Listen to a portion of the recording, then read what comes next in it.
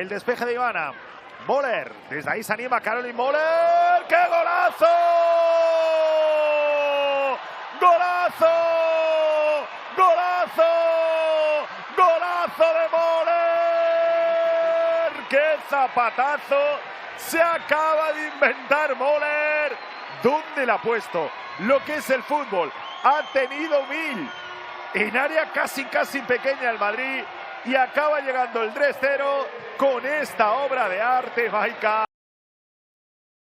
You know, I don't care what league it is in the world. That is an absolute worldie of a goal. Caroline Moller this past weekend for Real Madrid. An absolutely beautiful, beautiful goal. Crina joins us. Not bad, huh? That was incredible. I mean, how far out was that? That had to have been 45 yards. Yeah, no, about like 45 yards out. Right past midfield. You just don't see those goals top scored. bins too. What are we, Americans? Yards? What are you guys talking about? Hey, it's football talk. It's footy talk. Yeah, geez, you didn't know? This since Albert left this week. Yeah. We're slowly making into a soccer football show. Okay. Without anyone even knowing. Okay. Producer Sean said that's 0.25 kilometers away. So. Oh, okay. It wasn't apparently he was making a joke. It wasn't a very funny joke. joke. We've had better jokes today. See, I don't know the yards. He's like dying of laughter in our ears now. I don't know the KMs to yards conversion rate, so I just took it on face value. Does that sound right to you, Justin? Hey, anything? I don't know. It was a long way out. Yeah, it was far. Okay, a long way out. You know, women's sports, especially soccer, was a long way out once upon a time. But I tell you what, making some real noise these days. The NWSL in particular is growing all the time. A new expansion club announced this past week. The Bay, yet to be named just yet. Was it $53 million expansion fee? 14 teams now in the league, probably kicking off in 2025, we think. What is it about women's sport in soccer specifically right now that is just taking on the establishment, it seems like?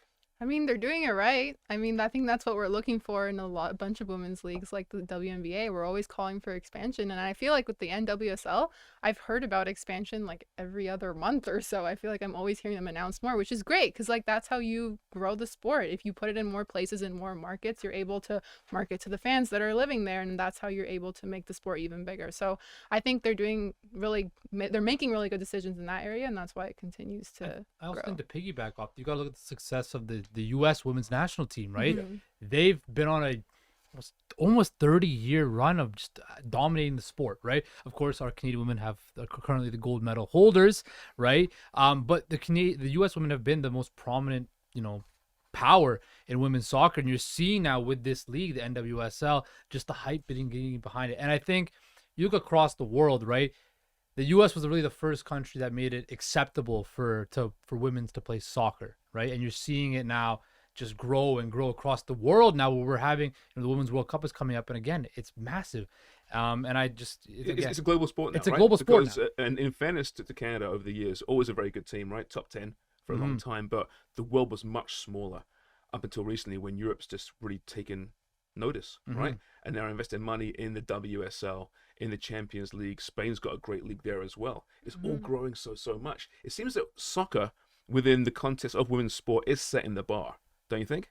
Yeah, I think when you look at it like at the surface level like that it might appear so, but like we were talking about before the show, I went and I looked at the minimum salaries and the average salaries for the NWSL, and they're kind of the same with the WNBA, where the minimum salary is $35,000 and the average salary is about $53,000. So where we can work on maybe finding a way to grow those salaries and where we can get more of that revenue and maybe more investors, we'll see, because I feel like that is also a very important part of growing a sport, because you got to be able to employ your players. Exactly. And I again, we saw with the NCAA, the women's tournament, breaking records broadcasting wise, great game, right? Got overshadowed by some other stuff that I think, we'll touch on a bit. But again, I think once these TV deals start coming in for, leagues at the W and then the NWSL, you'll start seeing just the players' salaries. Right? We saw it in all the men's sports, the NFL, the NBA, the NHL. As these TV revenues grow, right, then the player salaries are going to grow. And I think, having these leagues and these positions where, these prominent athletes are now being put in position to see globally, now you're going to start seeing the influx of money start coming in as well. Yeah. And we're seeing also more and more players opting for the professional side of things as opposed to the college route in soccer. Amanda Allen of Canada, our very own Amanda Allen, 18 years of age, signs with the Orlando Pride. She could have gone on a scholarship to school, chose not to. Mhm. Are you surprised by this new mindset of some of these athletes? Because she's not the only one. It's interesting, yeah, for sure in soccer when you think about it too, because if I think about like the WNBA, especially now with March Madness just finishing, a lot of college players are using their 5th year of COVID eligibility to go back to college instead of going pro. And so to hear that like these really young soccer players, like she's 18, like she hasn't even entered college or university, like she's just coming out of high school and she's choosing to go pro, that to me shows where she thinks like her confidence is going to be in getting the most like longevity out of her career. Yeah, and I think the one thing with soccer is too, we were touching on this before, is she now has the option to go to Europe quickly. Mhm. Like, you start off at 18, you get reps in the States, and then you have the ability to transfer over to Europe where the salaries are a little bit more lucrative, right? But I wanted to go to the basketball situation. You mentioned players staying for their 5th year because, quite frankly, you can make more money as a NCAA through NIL than you would in the WNBA. Do you see that now being, well, if they have the ability to stay for a 5th year to earn more NIL dollars rather than jumping straight to the pros? Absolutely. And like you see it like with Caitlin Clark and Angel Reese. So these two just went head to head in the final. Angel Reese earns the most money through NIL deals, like ahead of all college basketball athletes. And she's just a sophomore. So you think about when she reaches her senior year, and if she chooses to stay one more year in college and go to the pros, I wouldn't be surprised if they choose, like the amount of prospects who could have gone like really high in the draft this year have chosen to go back for a 5th year.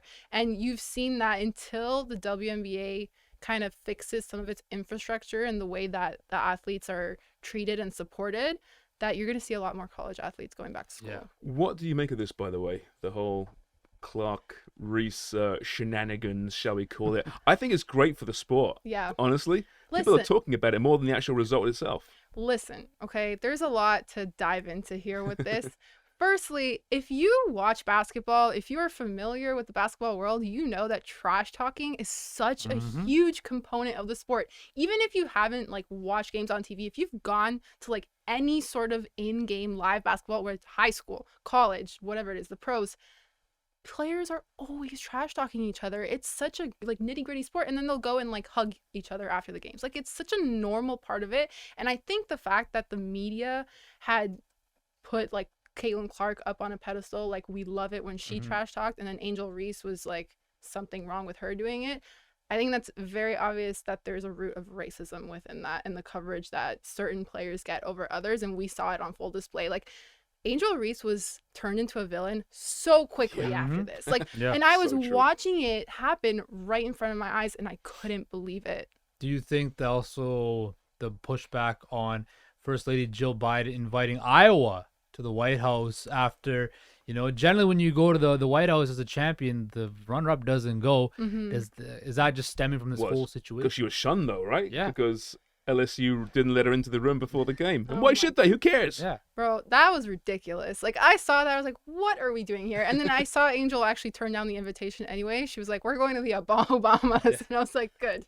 Go there. Speaking on behalf of the team. Yeah. Yes, exactly. And I mean, like, that's like, that to me is so insulting as a player. Like, you're the champion and your runners up who you just defeated are also getting invited. Like, what is this, a participation trophy? I don't know. You think about it with Kansas City Chiefs, right? Are the Philadelphia Eagles going to go to the White House with them? It was a really bad look. Yeah, it's a really bad look. Yeah. But I also think that I saw the broadcasting numbers. Women's basketball, especially in college, has definitely, they're definitely going to get a whole lot of influx of NIL money and a whole lot of attention. 9.9 million Hey, viewers. also, the March Madness final. The basketball is just better than the men's college basketball, right? You watch that. I would take the women's final 10 times out of 10 over the men's final for sure. Forgive my ignorance here, but when will we see these two meet again? It's going to be in WNBA at some point, very soon. How Maybe soon? next I know year. she's obviously- Maybe next Do you year. think she'll be up Because soon? Angel Reese is a sophomore and Caitlin has one more year. And then unless she chooses her 5th year after that. So maybe That's next what year. the league needs, Yeah. right? They can market this. Bird and Absolutely. magic. Bird and magic, right? Yeah, This- yeah, exactly. It could be bird and magic. So Yeah. Crina, thanks so much. This is great. See, I love getting this kind of heated conversation. Honestly, I mean, I don't know if it sounds like... We're passionate today. Yeah, I love the passion. It's brilliant, right? I don't want to be condescending here, but this is exactly what women's sports needs. This kind of conversation. So thanks so much. Thank you. All right, when we come back, it's to the Leafs and Tampa Bay, but we'll look at it from a Tampa Bay perspective. What exactly are they this year? Are they better than this time last year? We'll talk about that and more.